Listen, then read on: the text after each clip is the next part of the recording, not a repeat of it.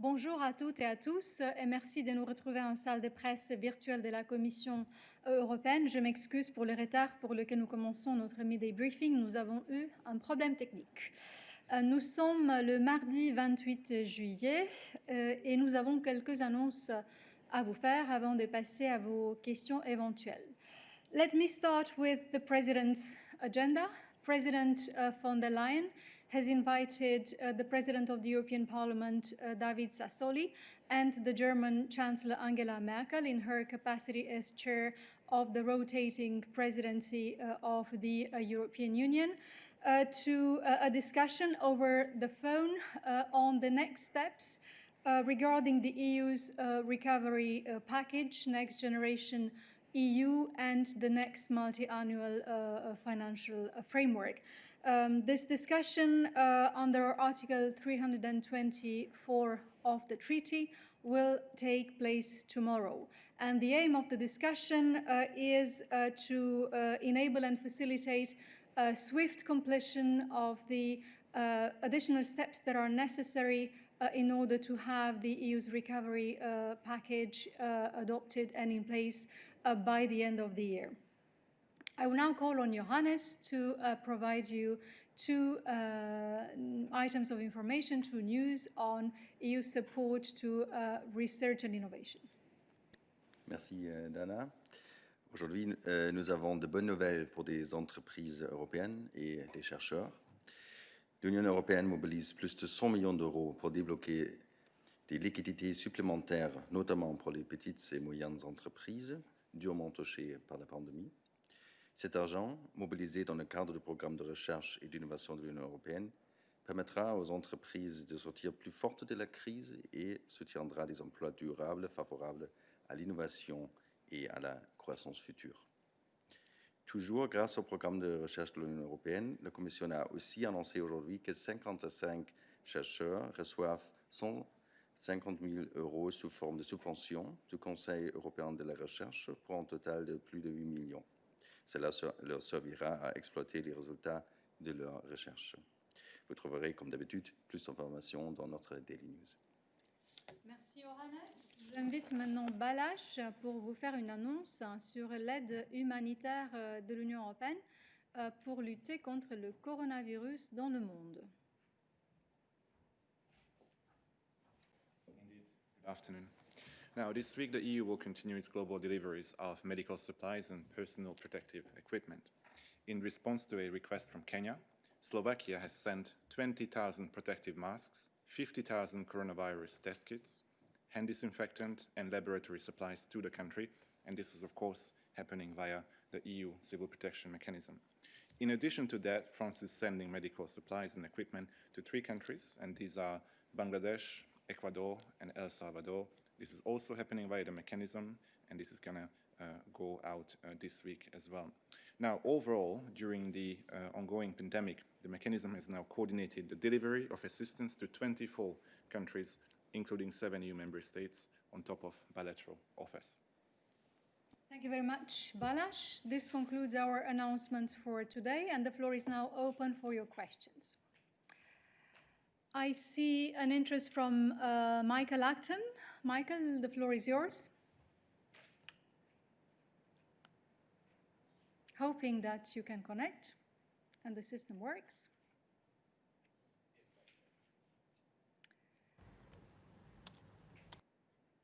Michael? Hello. Yes, we can hear you. Hi. Hello. Hi. Sorry about that. I was wondering if you have a comment on this Financial Times story yesterday about the UK government aiming at having a minimalist domestic state aid regime after Brexit, which would put very limited controls on government subsidies, including when it comes to devolved administrations. Would this not contravene the agreement in the political declaration to maintain common high standards in state aid? Thank you very much for the question, Michael. I will invite Ariana, who this week is replacing Dan, to provide an answer. But of course, you know that our capacity to comment during the negotiations is limited. We can just remind our objectives. Indeed, Dana, this is the case. We cannot comment on specific aspects of the ongoing negotiation. What I can say is I can refer you to the statements by Michel Barnier of last week, and the EU is fully committed to reaching an agreement with the UK, but we cannot really enter into the specificities of the aspects being negotiated. Thank you very much, Ariana. I will now invite you to ask any other Brexit-related questions to Ariana as she's on stage, if you have any. I see an interest from Giovanni to ask a question. I wonder if it's for Ariana and if it's on Brexit. If this is the case, Giovanni, go ahead.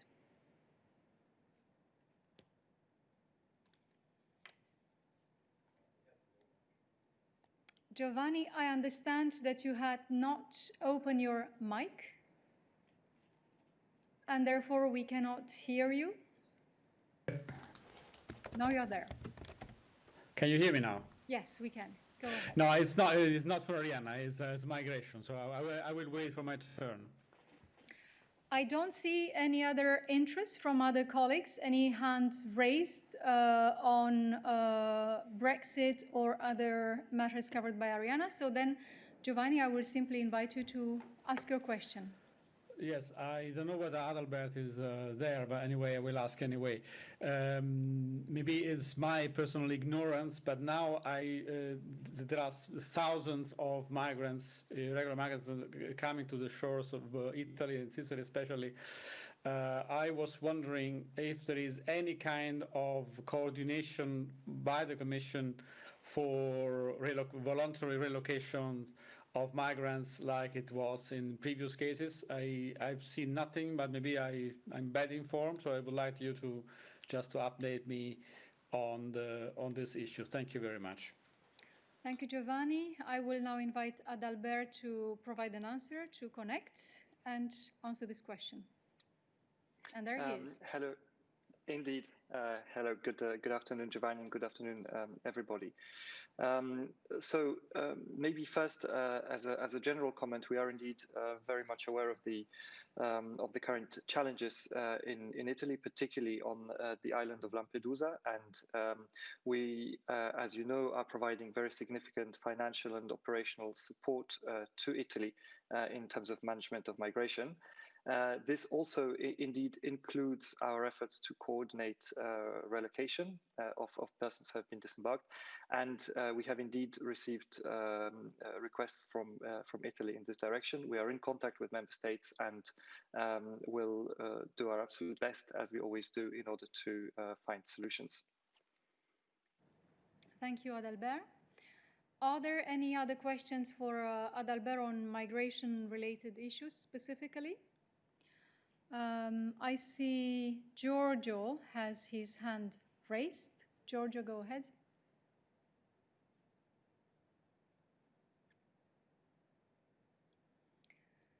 Giorgio, I hope you are with us. The floor is yours.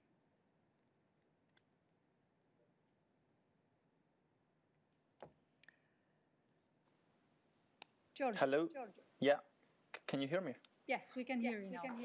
Hello, I'm Giorgio Leali from Political Europe. No, my question is about another issue. It's about today a high-level trade and economic dialogue with China. Can I ask it now? I prefer to take the questions on migration first, as we normally do, and then we will get back to your question on China, which is duly noted once we have exhausted those on migration. I understand that Mose has a question on migration. If that's the case, Mose, go ahead. First, I see that Giovanni has a follow-up. He just wrote that to us in our internal system. So, Giovanni, please go ahead. Can you hear me? Yes. Yes. Now, I just wanted to clarify with Adalbert. You say you got a request from Italy for you to coordinate relocation efforts, but do I understand correctly that until now there are no offers from member states, or is still simply in a negotiating phase? Thank you. Adalbert? Thank you. I'm not sure if you can actually hear me? Yes, we can. Ah, you can. Okay, great. Yes, the discussions have indeed just started, so I cannot yet comment on any specific outcomes. But as you are certainly aware, these are conversations with member states that that follow a kind of ongoing effort that we've had for a while with the member states. The ongoing contacts that have been are kind of almost on a continuous basis as regards the search and rescue operations in the Mediterranean and the relocations following that. So these contacts continue, and as soon as we have an actual result to communicate, I'll be able to answer more questions. Thank you, Adalbert. Now it's Mose. Please go ahead. Anna, thank you. Yes, I would like to ask a related question on migration, because I noticed that today European Court of Auditors published the so-called preview report about the plans to launch an audit on EU's, let's say, agreements on return and readmissions of illegal migrants to third countries. According to that report, EU has 18 such readmission agreements with third countries, and the overall, let's say, return rate is about 40%. So my questions are the following one. Are any returns or readmission to those countries carried out now during the crisis at all? Is that possible? And the second question, when can we expect, I mean, this migration package, which have been announced before, and will that include some kind of renegotiations of those agreements with those countries because of the changing situation of them? Thank you. Thank you, Mose. Thank you, Mose. Adalbert. Thank you, Mose, and congratulations for spotting the European Court of Auditors press statement on this. So, first of all, regarding the current return operations, indeed, as you certainly know, there are big difficulties currently for member states to conduct return operations. However, they do continue, and in fact, we have issued guidelines on managing migration in times of the coronavirus pandemic, which I would also invite you to look into in terms of addressing all the different migration management processes, including also returns in this context. As regards the readmission agreements and the new pact on migration and asylum, the new pact will be presented in September, as you must have seen has been confirmed by the President. And it will address all aspects of migration management comprehensively, including also the issue of returns, and the external dimension of migration policies will be an extremely prominent aspect of the new pact. So stay tuned. I think you will find a lot of very interesting elements in the new policy as soon as it's published. Thank you. I now invite colleagues to ask additional questions to Adalbert if they have any. I see Mose's hand is still raised. So Mose, do you have a follow-up? No. No. All right, thank you. Right, so if no additional questions for Adalbert, it's time to answer to the question asked by Giorgio on China. So Giorgio, please go ahead.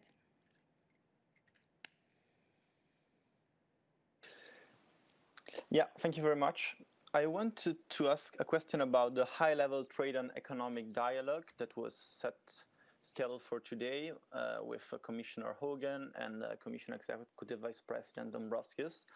And I was wondering if human rights and potentially trade measures about the Xinjiang region were part of the discussions, or there will be some kind of statement later in the day about the outcome of this meeting. Thank you very much.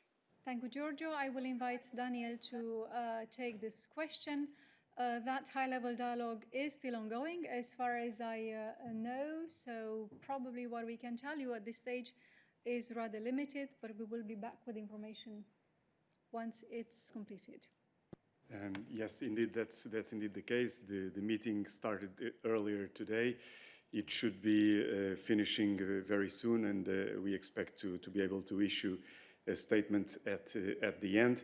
We announced what were the main topics of the agenda of this meeting, and as you well know, in line with the EU-China communication, the EU communication from March 2019 on China, we have a multifaceted approach when it comes to dialogue and exchanges with China, comprising cooperation, engagement, and a robust defense of EU interests and values.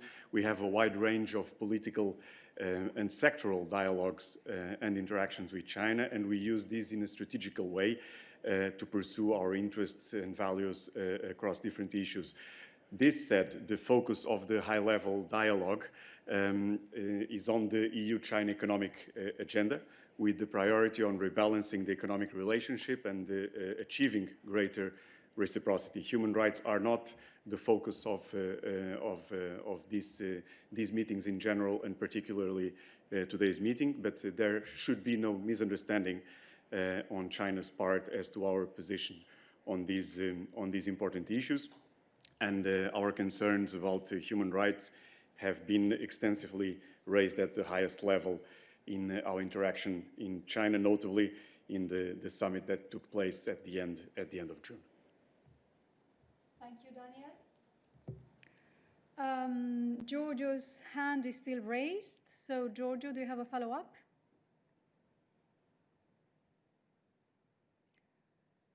Giorgio, You hear me?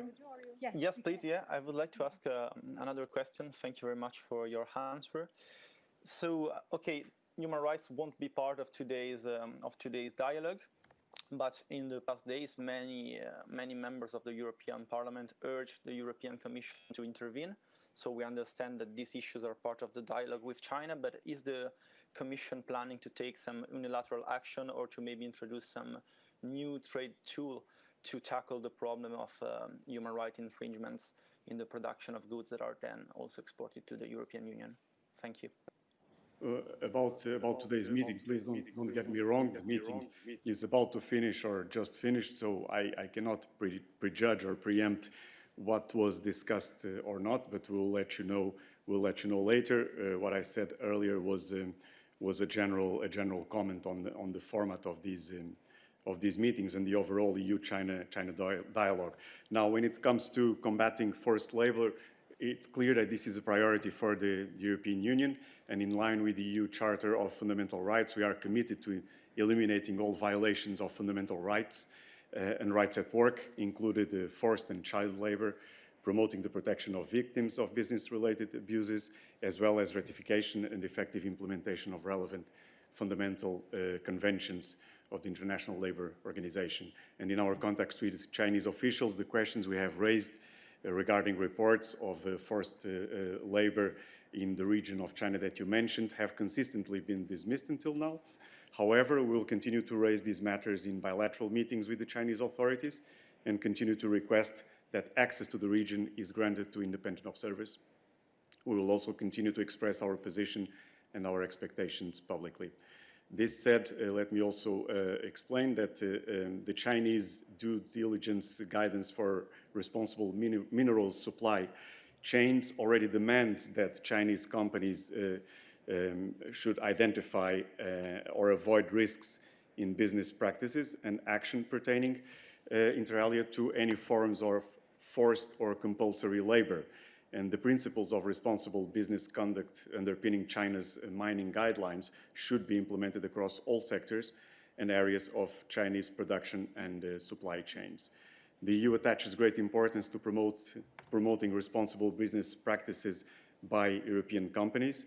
And more recently, Commissioner Reinders also leads the work towards a possible legislative proposal on sustainable corporate governance, encompassing due diligence on human rights and environmental impact. and this should materialize in 2021. It's for the moment premature to define the scope of the proposal. There will be a public consultation to be launched soon and an impact assessment to be carried out about it. Thank you very much, Daniel. Are there any additional questions on today's dialogue with China for Daniel? No, I don't see any. Thank you, Daniel.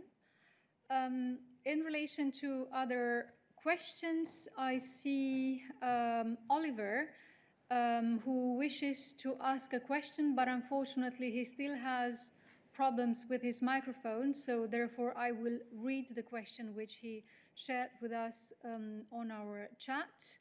So Oliver's question relates to cohesion policy and the rule of law.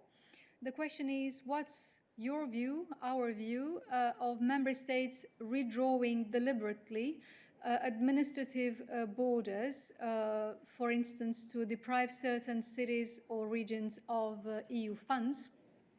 And he clarifies that his question pertains to Poland.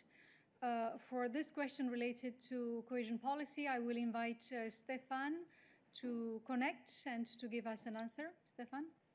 Hello, everyone. You hear me? Yes, we can hear you. Okay. Okay. I will, for the time being, I will try not to push any button which makes me disappear all of a sudden, like yesterday. Thank you, Oliver, for the question.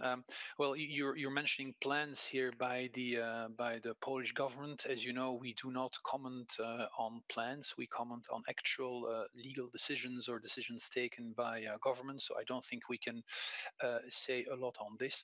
The only thing I would like to add is that we have our rules which are laid down in the applicable regulations applicable to the structural funds, and these rules obviously have to be respected. But I think I'll have to leave it with that. Thank you. Thank you, Stefan. Are there any additional questions on cohesion policy for Stefan, since we are at it? I see Johannes has a question for Stefan. So Johannes, go ahead.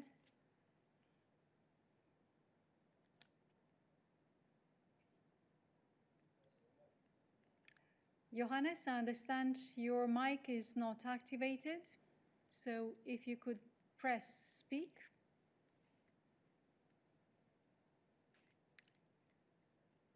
Johannes, are you there?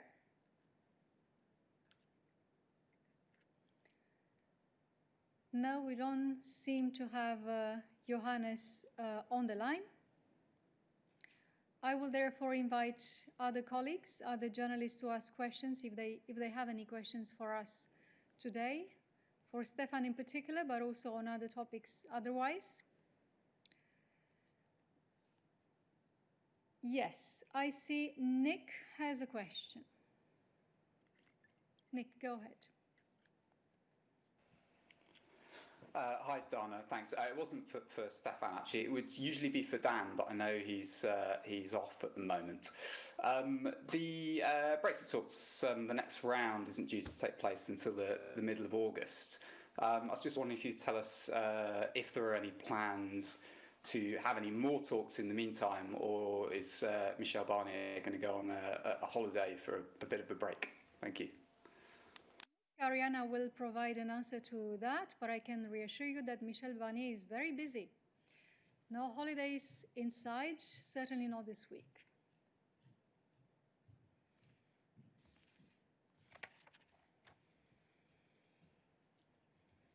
Thanks, Dana. So indeed, Michel Barnier is in London right now with experts for a technical session. The next round, as you rightly said, is on the 17th of August. I am not aware of the precise schedule of talks in the coming weeks, but I will happily check what is decided after these talks and get back to you if there's anything additional between this session and the next negotiating round. Thank you, Ariana. With that, we can try to go back to Johannes, who wished to ask a question. Johannes, can you connect now? Can you open your mic and can you press speak? It still doesn't seem to work. So would you have any other questions for us today on any other matter? This doesn't seem to be the case. So I hope that we can catch up with Johannes in other ways if he couldn't connect to ask his question today. And I'm confident that we can answer his question after this midday briefing by phone. With that, thank you very much. Have a good afternoon and see you tomorrow.